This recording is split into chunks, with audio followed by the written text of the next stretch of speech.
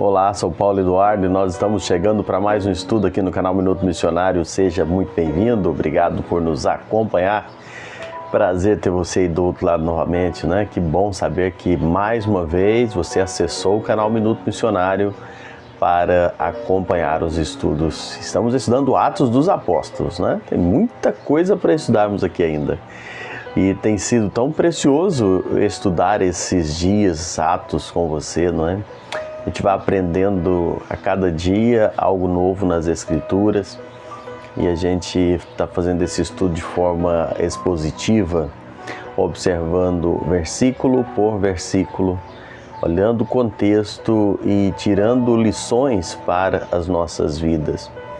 E eu quero pedir para você, mais uma vez, se ainda não é inscrito no canal, que faça a sua inscrição, clique aqui em inscrever-se.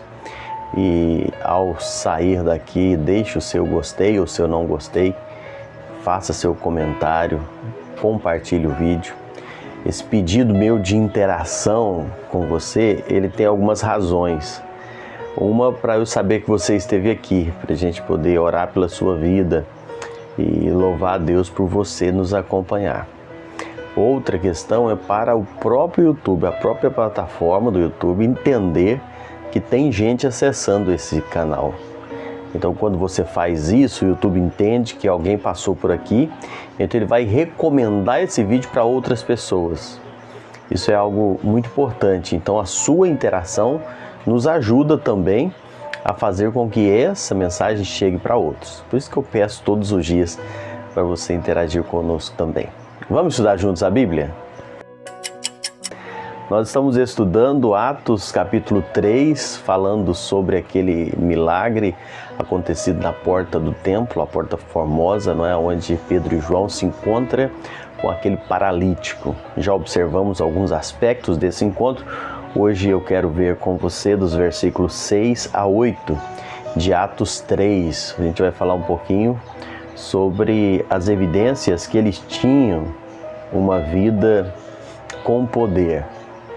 Isso fica muito claro aqui no texto que nós lemos.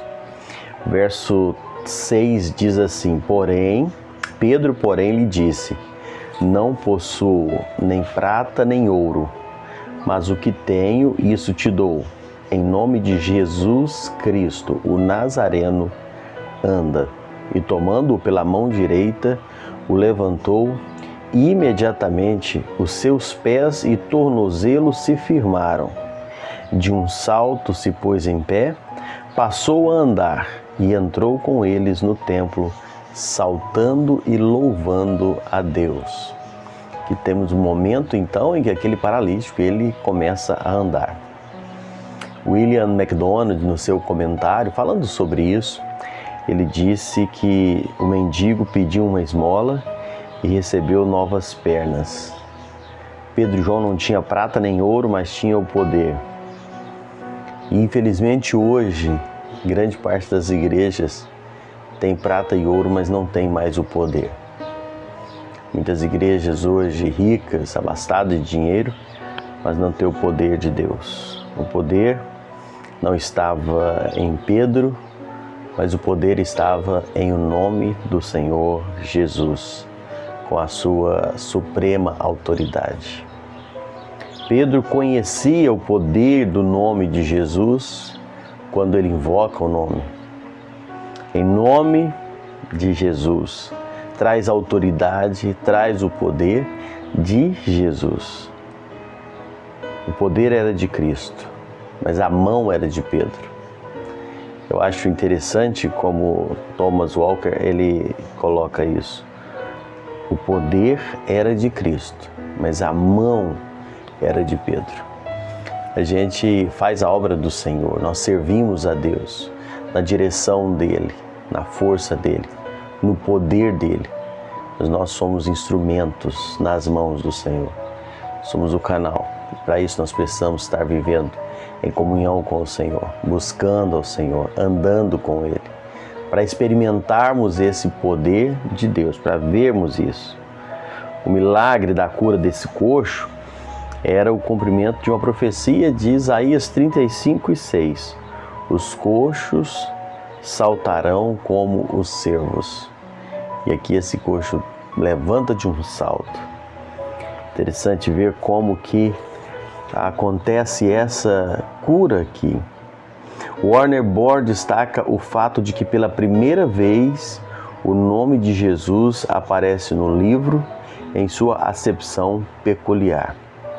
Pela primeira vez o nome de Jesus aparece dessa forma, sendo utilizado em nome de Jesus.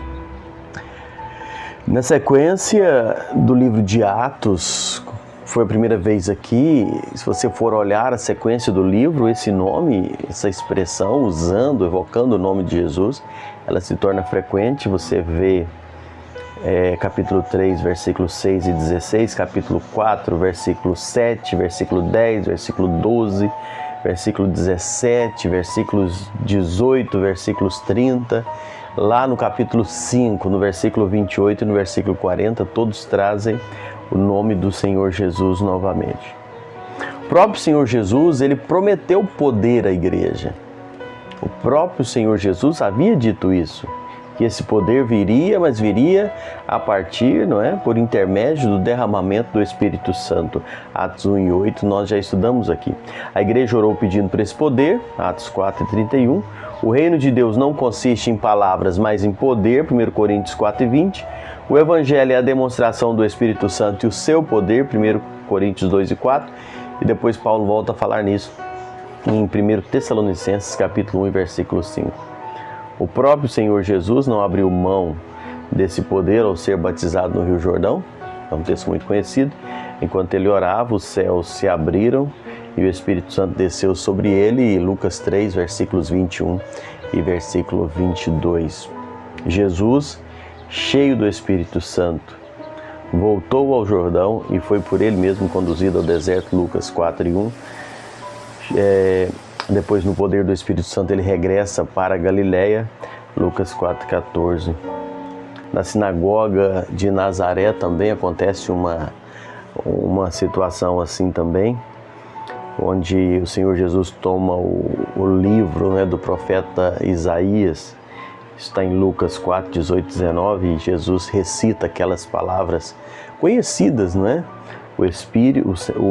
O Espírito do Senhor Deus está sobre mim, pelo que me ungiu para evangelizar os pobres, enviou-me a proclamar libertação aos cativos e restauração da vista aos cegos, para pôr em liberdade os oprimidos e apregoar o ano aceitável do Senhor. O próprio Pedro testemunhou em Cesareia, isso a gente vai ver lá no capítulo 10, no versículo 38, quando ele diz como Deus ungiu a Jesus de Nazaré com o Espírito Santo, com o poder, o qual andou por toda parte, fazendo o bem, curando a todos os oprimidos do diabo, porque Deus era com ele. Enfim, o poder de Deus. Pedro chega para aquele paralítico, e já estudamos aqui, e pede para ele: olha para nós. E então ele completa aquela frase dizendo: eu não tenho prata nem ouro, mas o que eu tenho eu te dou. Em nome de Jesus Cristo, o Nazareno, anda. João, nós não temos menção dele ter recebido esse poder para curar, mas Pedro tinha. Entretanto, João era cheio do Espírito Santo como Pedro e desenvolvia o ministério, os dons diferentes, mas servindo ao Senhor em poder, em conformidade dentro do propósito e do plano soberano do Senhor. O problema é que hoje a igreja fala muito de poder, mas está desprovida dele. Hoje se canta muito, hoje se faz muito barulho, hoje se tem muita movimentação, muita agitação, Mas, na verdade, o poder de Deus mesmo está tão ausente, tão carente das igrejas hoje. O poder de Deus que se manifesta através da vida do homem e da mulher que teme, que serve, que anda com o Senhor. Nós vemos hoje a igreja tão rica de prata e ouro, mas não tem o poder de Deus. O poder de Deus que faz com que essa palavra seja pregada e corações sejam alcançados. O poder de Deus que guia, dirige, orienta-nos. Nós precisamos lembrar que o Evangelho mensagem do Evangelho, ela não constitui-se apenas em palavras, mas em poder. 1 Tessalonicenses 1 e o versículo 5. O maior poder que quebra um coração perdido e transforma-o em uma nova criatura. O maior poder que liberta o homem das garras de Satanás e coloca-o como um homem, uma pessoa verdadeiramente livre. Que o Senhor Deus possa nos usar em poder para proclamar as boas novas, para libertar os cativos de Satanás, para trazer liberdade, e isso em nome do Senhor Jesus. Muito obrigado por me acompanhar. Que Deus abençoe a sua vida. Até o próximo encontro, se assim o Senhor nos permitir.